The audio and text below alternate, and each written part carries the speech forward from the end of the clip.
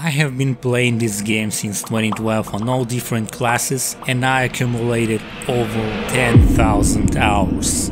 Wow, that's a lot. I completed every season, unlocked all the achievements and basically tried all the activities this game has to offer. In this video I'll share with you guys my love-hate relationship with Diablo 3 and tell you my story. Let's get started, shall we? I don't think it's safe here.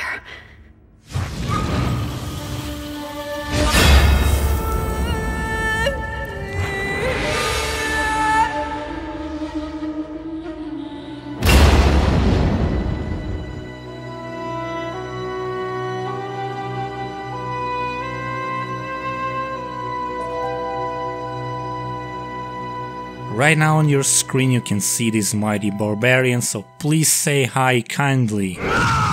Charming. And believe me or not, this was my first character I created back in 2012. Unfortunately I don't have a live footage from that time period nor any legacy items, but as a proof I can at least show you my first completed legacy achievements like these two. All this was done on the European region, but who cares? Okay, let's get back to the video. So here I'll briefly explain why I made this review / documentary video in the first place. Basically at the moment of recording this, Diablo 3 has already turned 10 years and additionally, I have already accumulated over 10k hours in total on all available classes and even more extra hours if taking American and Asian regions into consideration. I was really obsessed with Diablo 3, playing it for countless days and nights, farming random items, slaying demons, selling stuff for gold and money, and of course finding new friends because I'm lonely. I would say all these hours were spent well and I learned my life lesson from that. Maybe that's one of the reasons why you're watching this video right now. To know what my experience was like, right? And second, has the game changed for the better? Or is it even worth to try it for the first time if you are a new player? Well, it is complicated. Let's start with the pre-release times.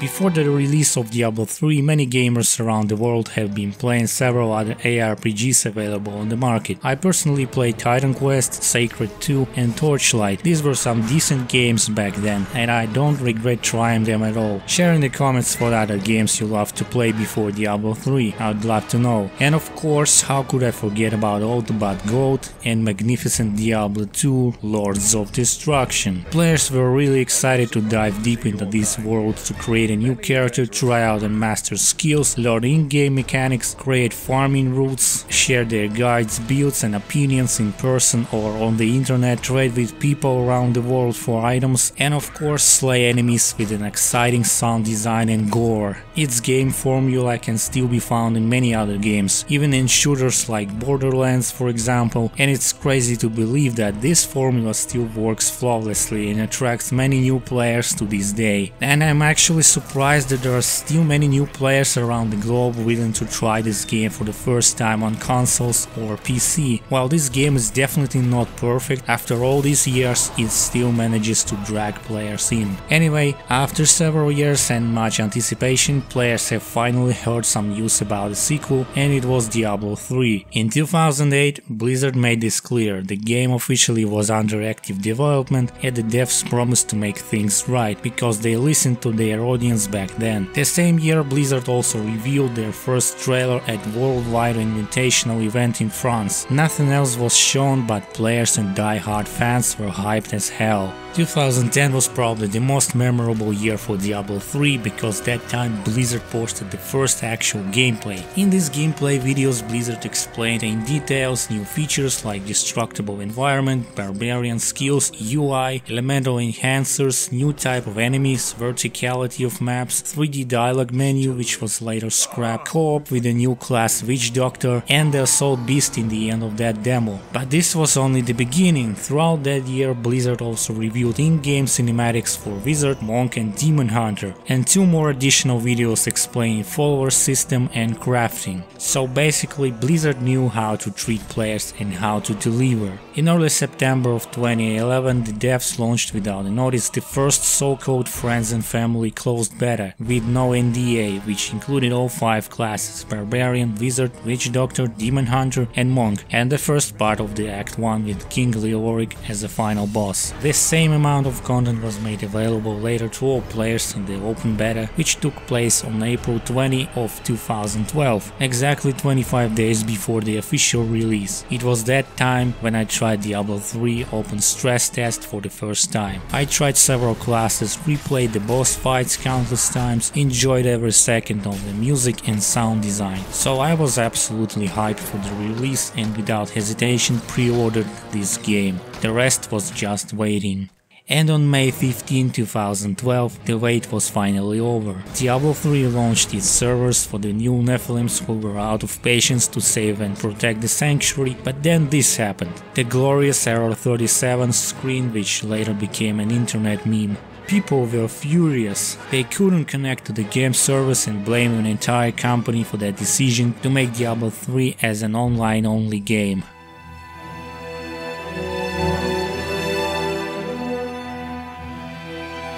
After the crunch period and the final release, Blizzard attempted to fix their servers as soon as possible because the players couldn't wait any longer and were already posting negative feedback on many different forums, YouTube and other websites. It was clear that closed and open betas didn't solve all the issues and the time period to analyze all the bugs was short. The lack of the actual feedback during the stress tests turned this game into chaos. It was the rough time for the team to do everything in their power and not to lose the trust of the players. In general, Blizzard weren't expecting to face such difficulties and didn't expect to see that massive amount of copies sold in the first 24 hours after launch, 3.5 millions, and over 12 million copies sold of the end of 2012. But they did the best they could and a few days later the situation stabilized. Players could finally embrace the sanctuary, play online, try the auction house, everything was in the players' hands. But there was another questionable decision made by Blizzard, region lock, which made the game restricted to one language, bound to a national currency and the local player base. This was applied to many countries including Spain, Poland, Italy, South Korea, Russia, Brazil and many others. Players were disappointed to find out that their game copy is restricted to a certain region, because before the release Blizzard stated that there would be no restrictions to play Diablo 3, but they didn't specify what they meant by that. A few players even created a petition to remove this limitation,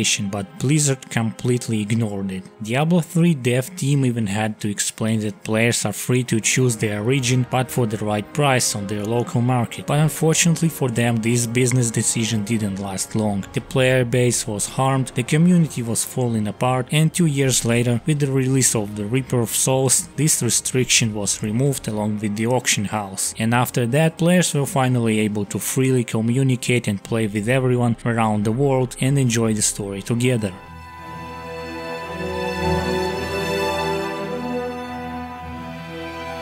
Any game starts with a story, and Diablo 3 starts quite canonical and well paced, since you meet the classical characters Deckard Cain, Old Tristram and Leori King, but the main goal was to find out what fell from the sky. I was actually intrigued by the falling star, which could be seen in different parts of locations on the first act. Maybe it was predictable from the beginning, but I was really surprised to see a mysterious wanderer who later turned out to be ethereal. After the butterfly Magda simply killed the iconic character Deckard Cain, the Nephilim set off with the fallen angel to save the world, but here was another surprise. Adria, the same merchant from Diablo 1 who was selling magic potions for old Nephilims. Turns out she had served the Lord of Terror from the beginning, but no one suspected it. And behind the scenes, Leah also turned out to be the daughter of a Dark Wanderer himself. That explains why she could use her dark magic, and later she turned into the very Diablo. And the final act was probably the most unusual for me. The heroes were finally given a chance to visit heavens themselves, or rather what was left of them after the battle, and destroy Diablo himself once again. The fourth act was quite short as in Diablo 2, but there were plenty of positive impressions, especially with those cinematics that I sometimes revisit to this day. But after killing the primeval, all that's left is the Black Soulstone, which Tyrael would attempt to hide from angels and demons. However, at this this point the main game story ends with the credits and players are returned to the main menu with congratulations, the new difficulty awaits. Repeat the same story but on a higher difficulty and level up your character. Rinse and repeat till Inferno difficulty. For me personally, I was left fascinated by the story. Leaving aside the death of Deck Arcade, you can deeply immerse yourself in the story, learn a lot from the lore books and unique dialogues from different NPCs, but this game, like all the others, are still about gameplay, and the story here only serves as the main function for immersion in the fantasy world of Diablo 3.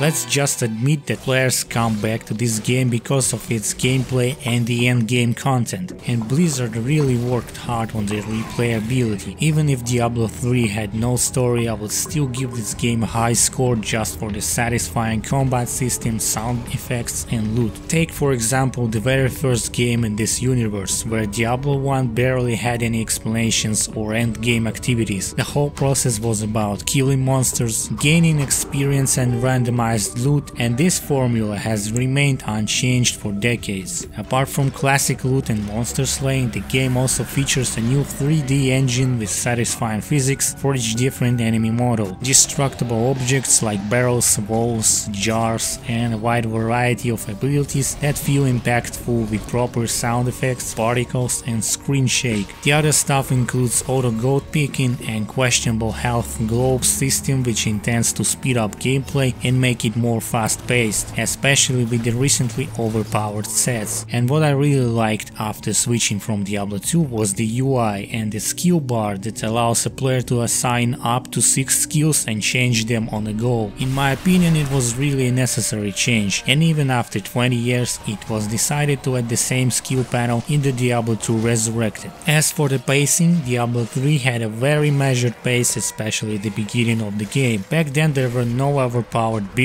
that could wipe out the entire map in 1 minute. Legendary items hardly even fell, you had to constantly buy potions, repair your equipment and pick up yellows hoping to boost your hero. But that's not the case anymore. The pacing has significantly increased after all these years. Many players just instantly wipe out an entire map on the maximum difficulty by pressing one skill and filling their inventory with tons of legendaries. But let's go back to the vanilla experience for now. Vanilla provided quite an interesting gaming experience. I was totally immersed in the gameplay and I had a personal goal to build the perfect hero and finish the maximum difficulty and then get into trading to help other players. Everything was just perfect to me back then, except that the game forced you to go through the campaign 4 times to reach max level. And the other thing I didn't personally like was the absence of runes, rune words and skill trees. Many players were not happy with this decision, and now all this stuff fits into one window in the form of runes for different skills that change the property of the spell and give it a different effect. I think this harmful decision made theory crafting less flexible, but at the same time easier and more forgiving than Diablo 2. So in short,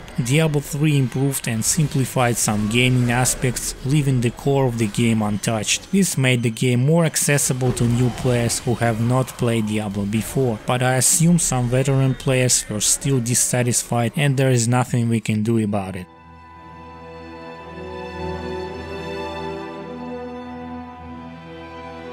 Back in 2012, Diablo 3 introduced 4 difficulty levels: Normal, Nightmare, Hell and Inferno, which were tied to a single character. The idea was similar to Diablo 2 to replay the story for at least 3 times to reach the maximum level, which was 60, and each difficulty, just like in Diablo 2, introduced more and more elites with different affixes, higher level items, materials and pain in general. Blizzard believed that this formula should remain intact for the entire vanilla experience, so they didn't bother to tweak much, as these difficulty levels were obviously intended only for endgame players who wanted to squeeze maximum damage out of their character. But there were 2 hidden problems that Blizzard didn't take into consideration. First, it was boring and outdated to replay the campaign for each individual character up to level 60, and second, the Inferno difficulty balance. points. Inferno was the actual endgame activity back then, simply picking any quest step and going out to slay enemies hoping to find an upgrade for your class. Sounded easy in theory, but the real issue here was the drop chance and the loot system. Usually when you found a yellow or even legendary item, players had really low chances to equip this item because the stats were either crap or it was designed for a different class. Apart from that, many players like me ran into huge problems after reaching Act 2 because mobs hit hard, I died a lot, and the price to repair my gear was extremely high. I admit I even had to purchase gold once from a random seller on the internet to cover my expenses. So this difficulty was a real pain, just as Blizzard promised in that video. You will die, we promise. Basically, after reaching a certain quest step or new act, I was forced to retreat and go back to the previous acts just to farm monsters in the hope of finding good items, exchange them at the auction house if I was lucky, or sell them to a merchant for precious gold. It wasn't impossible to kill Diablo on Inferno difficulty, but yes, it was a difficult task. Only the most skilled players and streamers were able to beat this difficulty in the shortest time before the nerf, but after a while the developers decided to spare the players and lower the difficulty threshold to the appropriate level. The gold issue was still a problem though. A couple of months later, in October 2012, after the first Paragon system landed, Blizzard introduced a new difficulty layer called Monster Power, additionally scaling from 1 to 10. This challenging feature was greatly increasing basically everything: monster health, their damage, experience gain, magic and gold find, and higher chances to find a legendary item. It was that time when many high players and theory crafters were very interested in finding the best places to farm experience and items, testing different builds and discussing other options.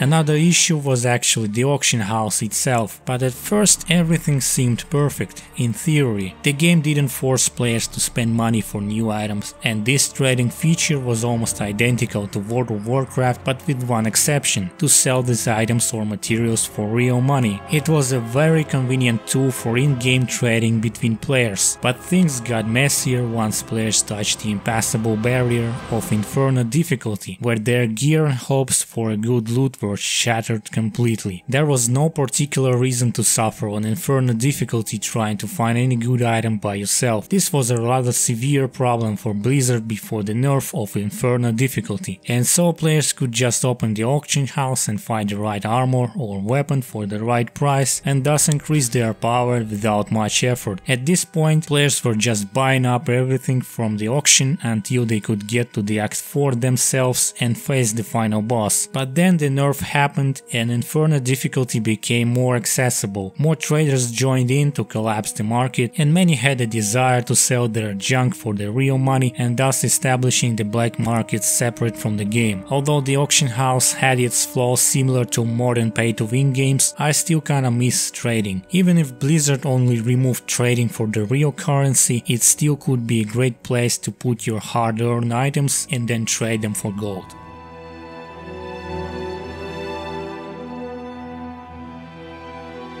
Does anyone remember the PvP arenas from this early Diablo 3 presentation? I do, and to tell the truth, although I'm not a big fan of PvP, especially 2 vs 2 brawling, I was still upset not to see this mode in the final game. I guess this was probably the balance of classes that affected this decision back then. I even expected some deathmatch arenas against real players, leaderboards, clan battles, unique items and experience, but in the patch 1.0.8 we ended up with a small portion of the map where players can destroy each other with 60 damage per second. Too bad that this potential remained unexplored to contribute to the Diablo universe. And what do you think about it? Would you like to bring these PvP arenas back into Diablo 3? Share your opinions in the comments below.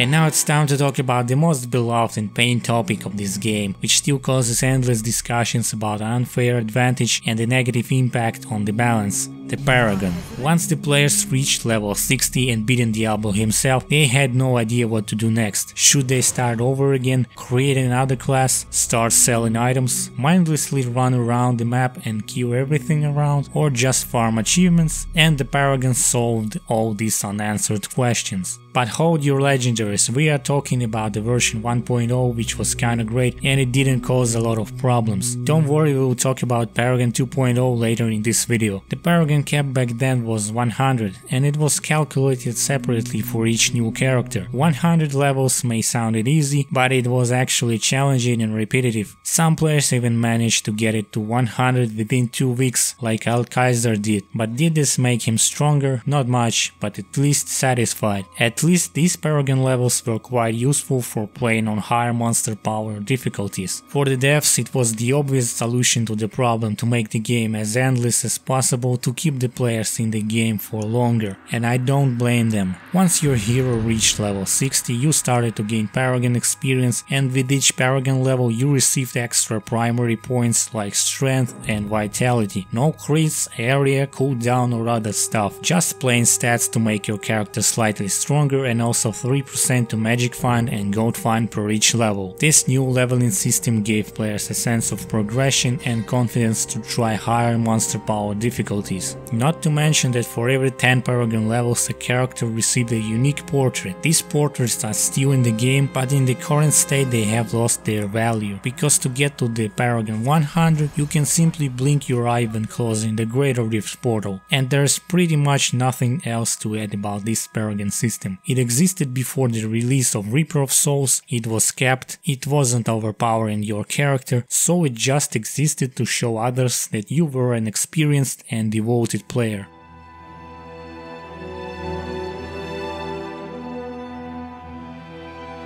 But before Reaper of Souls happened, Blizzard had other grand plans to make their game more accessible. Console audience. It turns out that before the game's release the developers were creating a working prototype of the game on current gen consoles, Xbox 360 and PlayStation 3, but because of the crunch period they had to put this idea on hold. Soon enough Diablo 3 would cease to be a pure PC exclusive. And in 2013 it finally happened. Many welcomed the idea of porting this game to other platforms, many loyal fans weren't happy about this, but what's done is done. The game officially appeared on consoles, but the happiness didn't last long, because with the release of Reaper of Souls, further support for the past gen consoles was abandoned completely and the devs decided to target the next generation, Xbox One, PlayStation 4 and many years later Nintendo Switch. Was this a good decision for Blizzard? Absolutely. Despite the fact that I haven't had a chance to try this game on consoles, I'm sure that the gameplay there is not worse than on the PC. The only problem that console players still have is the hackers running with edited weapons and Paragon. We'll talk about PC hackers later, so stay tuned.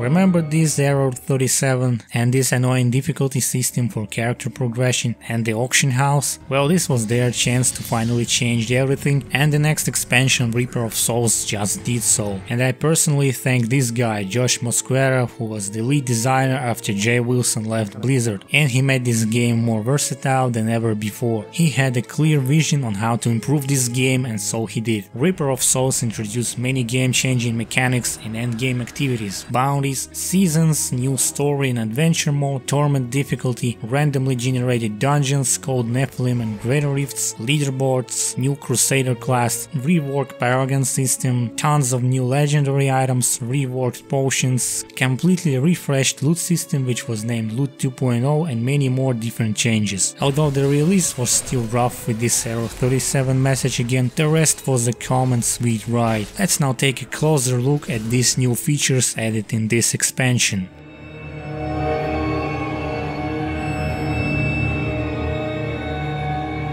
So the devs considered this release as an opportunity to drastically change the loot system because the vanilla version had many flaws. Finding at least one legendary was a difficult task, and most of that time players seen only tons of blues and yellows lying all over the place. Additionally, each item had a chance to be with inappropriate stats and for another class, so now we have this Loot 2.0, Each item drops only for the class you are playing, as well as the stats on it, so the chances to see another class item on the ground are now extremely low. This system would not exist if it were not for the removal of another important element of this game, the auction house and trading in general. The devs decided that it was for the best. Players could now find all the required items themselves without trading and spending money, and all new items were also account bound, so players were forced to play in groups or solo, not just sit in the menu and spend the money for a desired item. This system really improved the individual rewards for players, but there arises a completely new problem. There are now way too many useless legendaries which drop from enemies. So many that players tend to ignore them completely, or they pick them simply to salvage for crafting souls.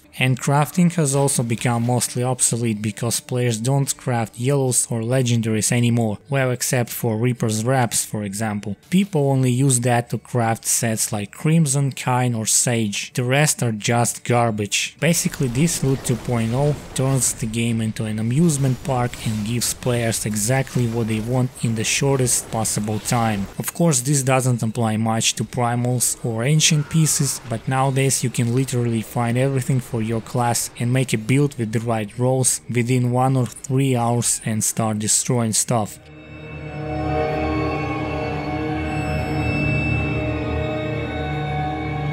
And now for the bounties. Since all the waypoints were now unlocked and players could finally move freely between different acts, Blizzard decided to implement some sort of endgame activity where players to this day can complete random objectives from all 5 acts to get the rewards. But originally this activity was much more complicated. The game wanted to run acts in a certain randomized order to receive an additional chest from a bonus act, and this was quite painful to see in public games when some players deliberately ended the act before closing the bonus act first, or they just accidentally clicked on Tyrael after porting to town. The group was outraged if that happened. Nice. And there was another side activity inside the adventure mode. With some chance you could find a unique enemy only in specific location which dropped a legendary crafting material for crafting sets or legendaries. This wasn't much fun, to be honest. Imagine doing this every time you needed to craft a perfect Crimson set or, for example, Reaper's Wraps. Fortunately, Blizzard abandoned this idea and removed this elite hunting from the game and included all necessary resources in the bounty chest.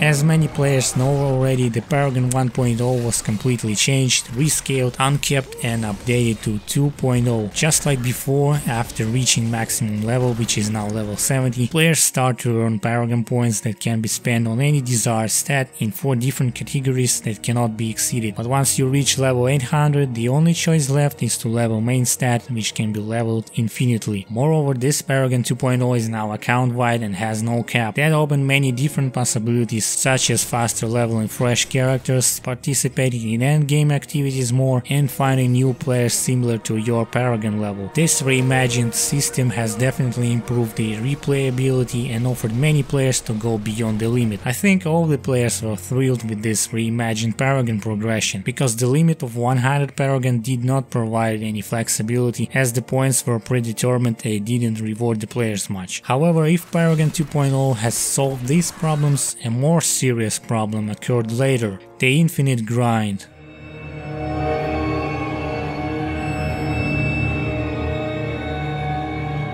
Seasons are a new separate mode that adds replayability. They first appeared in patch 2.1 and offered players unique limited time rewards that were only available in the seasons. Usually these were legendary items with unique properties that were not available in the normal game. Portraits and Conquerors set for transmogrification, which is still the same. There wasn't even a season journey tracker back then. It was all about leveling, finishing conquests and finding new legendary items. I played absolutely every season and received all the possible rewards, and I would say that the very first seasons were the most boring of all. The only thing that kept me engaged was fresh content, new class, lots of untested legendary items and achievements that I wanted to finish. Later these unique items became part of the whole game, and the main reason to keep playing the new seasons were the leaderboards and cosmetics. Over time, starting with season 4, this concept was improved. The developers added a season journey with 9 chapters, full fixed objectives. These chapters are designed to guide new players and track track their progress. After completing different chapters, players are rewarded with unique cosmetics and a specified title that remains in the records indefinitely. It is a pity that personal bests from the Greater Rifts and Conquest are stored here only for about 10 seasons and then deleted. This in my opinion devalues your personal achievements, but who cares, nothing lasts forever anyway. A few seasons later, specifically with season 14, the concept of the seasons shifted to unique themes. The first such theme was called Season of Greed, that simply added double goblins. The next one was about double bounty chest, boring but okay, and finally in season 16 Blizzard decided to make something different, to a time limited game changers. And this was it, the Grandeur Ring buff that opened more possibilities for new builds, but it was that time when I finally started to lose interest to this game. Despite all the recent changes and more appealing seasonal themes, I dropped out of higher leagues, quitted red speeds and Paragon farming and decided to play other games instead. Even the new sets didn't attract much of my attention. I'm not saying that all these seasons were bad, I'm just saying that Blizzard were too late to implement new sets and seasonal themes to draw my ass back. After a few seasons it became clear that the pace of Diablo 3 has accelerated. Players began to get more Paragon points and could easily clear maps as early as possible, and the recent seasonal themes proved that point. Players had been turned into superheroes with soul shards and ethereals to smash 150 GRs like the walk in the park. It used to take months to complete all the conquests, advance to at least 1000 Paragon and augment a couple of items, but now it's all done literally in 1 or 2 days. If you take the shard theme or the updated echoing trials, leveling the gems to 125 have become much easier and faster than running Greater Rifts over and over to level up your legendary gems. At least now I can get through these seasons, especially with trials, in no time and play other games in peace. Thank you, Blizzard.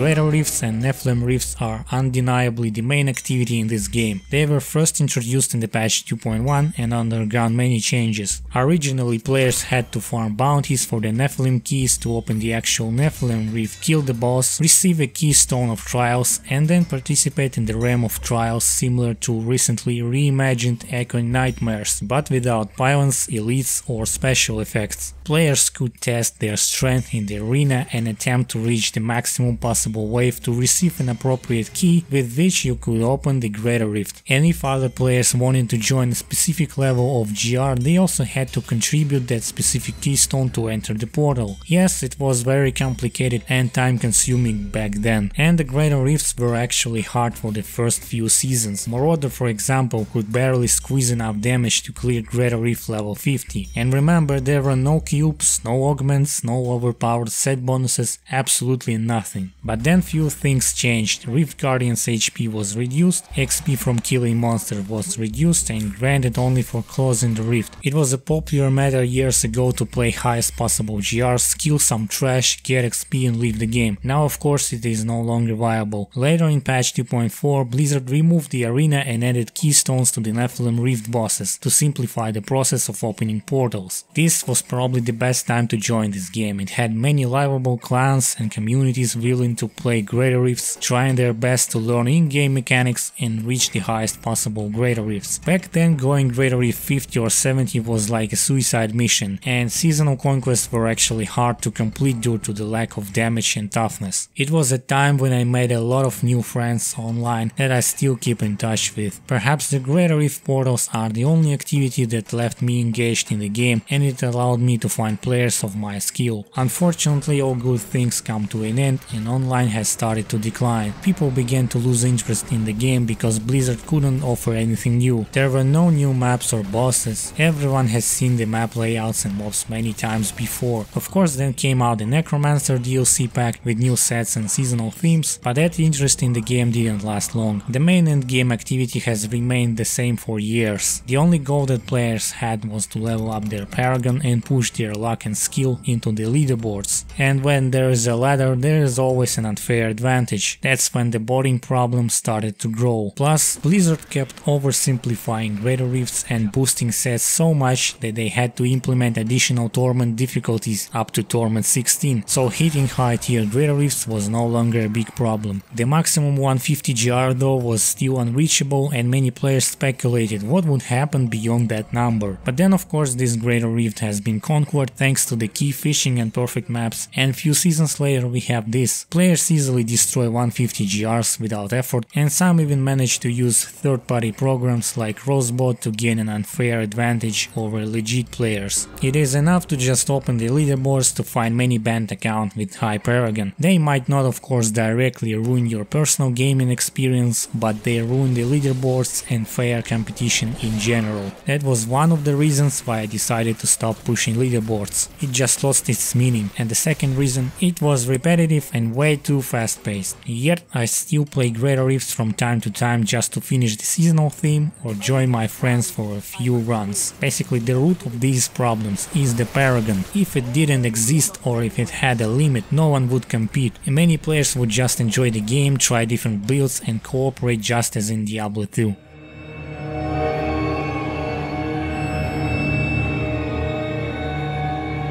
As I mentioned earlier, the Paragon System 2.0 has its pros and cons. It greatly contributes to replayability, it gives a sense of progression and unlocks higher, more challenging levels, but at the same time this system lures players to perform the same actions in the game, to play the greater rifts and nothing else, because that's where you find the most experience. And the more experience a player has, the stronger he becomes and the higher and easier he can perform the same actions later. But that's not the main problem, it's just a drop in the ocean. The fundamental problem with this system is that the main stats from Paragon do not have a cap. So once Blizzard simplified the greater rifts and increased set bonuses, many classes started dealing tremendous damage and were able to reach the highest levels in just a couple of days, especially with the recent seasonal themes. And this started to be noticeable on the players' Paragon levels, especially those who preferred to play only in a group. Basically the higher pace of the game equals more Paragon, and if you play in a group it is doubled. And thus it was the pacing of the game and the absence of cap that drew the interest of the sneaky players to the game, or should I say botters. These people realized that the only way to get high Paragon is to play greater rifts, and so they made a bot that can do exactly that for 24/7. Of course this bot can do pretty much everything, but we are talking about greater rifts in general, as this is the core activity for gaining XP, and if an average player doesn't spend much time in the greater rifts on the daily basis, the bot can do the same repetitive actions indefinitely, and efficiently farming portals till the ban wave happens to then start over again. This certainly led to an unfair advantage that greatly affected the leaderboards and party playing. Of course you won't get banned for just playing with the bot player who pushes the leaderboards manually, but if you plan to play together or want to get to the leaderboards, then be prepared to compete with these players and their bots.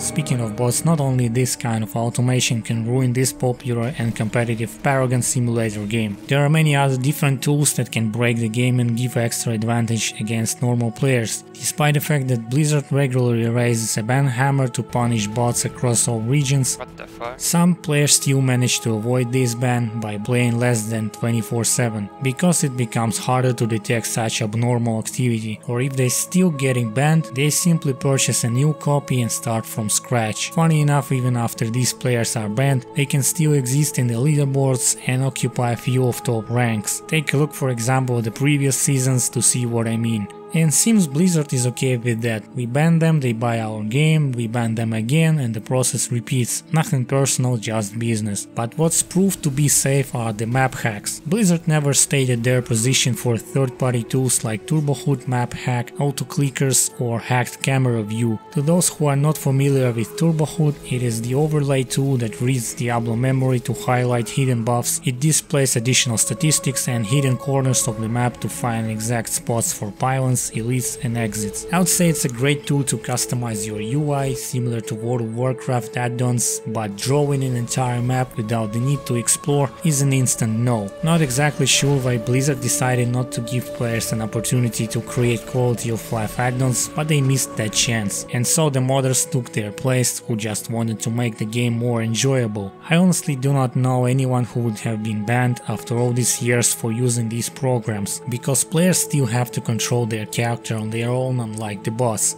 And apparently the anti-cheat is not able to see the whole picture behind the game. And I haven't even mentioned account sellers and power leveling services. They also exist, and it is inevitable for a such popular game like Diablo. I'm not justifying cheating, but I think that Blizzard themselves brought their game to this state because of the uncapped Paragon, fast-paced gameplay and the lack of UI customization.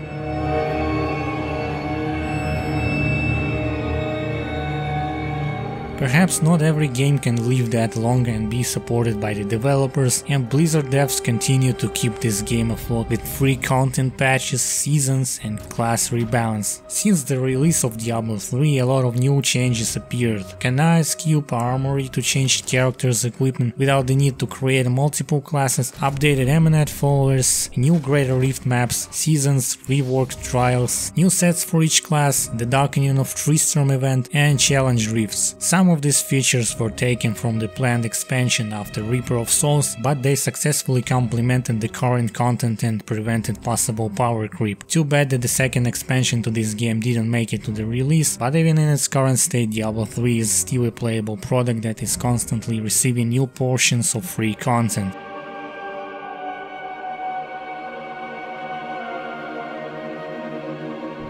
Diablo 3 has drastically changed after the original release in 2012, and it aged like a good wine. Or is it not? Obviously the game is not for everyone, and many Diablo fans could tell that it is not worth to return. The visuals are outdated, the pace is annoying, the seasons are boring, there is no PvP, and the leveling process is rather repetitive. I get that, and it's clearly on point. I would say this game certainly has many pros and cons, and each player can see Diablo 3 from a different perspective. I personally found the combat system great. It is always satisfying to slay enemies no matter what class you play, and it is always fun to just find a group, make new friends, play few Greater Rifts with the voice chat while enjoying area damage lag spikes, or try different playstyles or group roles and achieve new heights. And it is still intact after all these years, although I've seen all the maps, classes and leaderboard records, including bots thousands of times, it still holds pretty well. That is what I like about this game. Other players will definitely find something else in this game, despite the fact that the amount of activities in Diablo 3 is pretty linear and straightforward. You either play story mode, farm Nephilim rifts or push Greater Rifts for XP and new records. There is nothing else to do. It is just some repetitive stuff over and over. But at least Blizzard tries to do some basic stuff to hold the game above the ground, providing set tweaks, small portions of content, seasonal themes and cosmetics. Everything for free. I give them credit for that. But what saddened me after a few years of playing it is that Blizzard kept oversimplifying Diablo 3, making it less and less challenging and more open to new casual players. What do I mean by that? If some of you played the game in, let's say, 2015 or 2018 for example, you probably remembered back then that reaching even Greater Rift 50 or 70 respectively was super hard and required much effort to finish the actual conquest and complete the season journey. Nowadays of course that's not the case. Speaking of group Greater Rifts, things changed fast. You needed like 1000 keys to fish for the perfect map, find a group full of experienced players who know their job. You needed lots of Paragon points to at least see Greater Rift 150 for the first time in your life, and you needed super luck, pylon positioning, proper elites, mob types and the final Rift Guardian to get the record. And now this whole competition is gone. Players nowadays can just dive into new season and after like 2 weeks close Greater Rift 150 like it was nothing. The game basically became oversimplified and Diablo 3 changed its focus to a wider audience. So if someone someone asked me that question. Do I regret my decisions spending thousands of hours in this game? Probably not. It really was my first game where I spent so many hours in. The other games could hardly match that number. I think the credit for this goes to the replayability and online play with friends. Without them I wouldn't have played Diablo 3 so voraciously. In Diablo 3 I met my friends all over the world and it motivated me to learn more about different cultures, break my language barriers and try something new. And of course I do not forget about you, my dear viewers and subscribers of my channel. Without your support I wouldn't have been able to create this video and share this experience with you guys. I believe that many returning and new players will definitely find something interesting in this game, and I am quite impressed that there are still so many new and returning players around, especially on Reddit, who want to buy and play Diablo 3 for the first time or returning a few years later. I hope you will not be disappointed. But me, as a player who played this game since its initial release, I've seen enough and Diablo 3 is no longer the same as it used to be. It is like a farming simulator to me, but this game still has a special place in my heart. Who knows, maybe even after the release of Diablo 4 I will come back to this game to complete another season, get nostalgic and just run a couple of great rifts with my friends.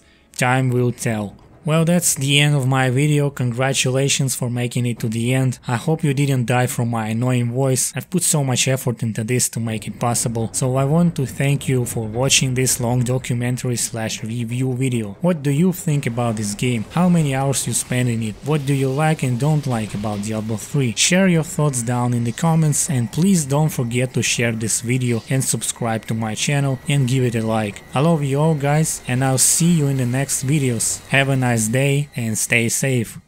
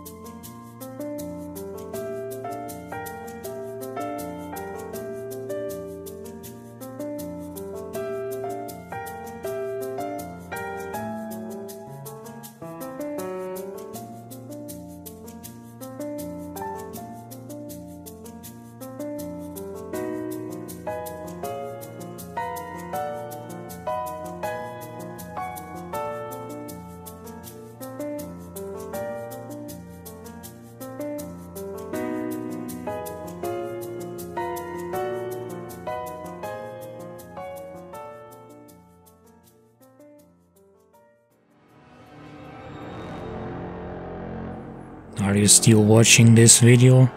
Please subscribe to my channel. There will be more videos. But I'm a broken person and I don't know how to live. Thanks a lot.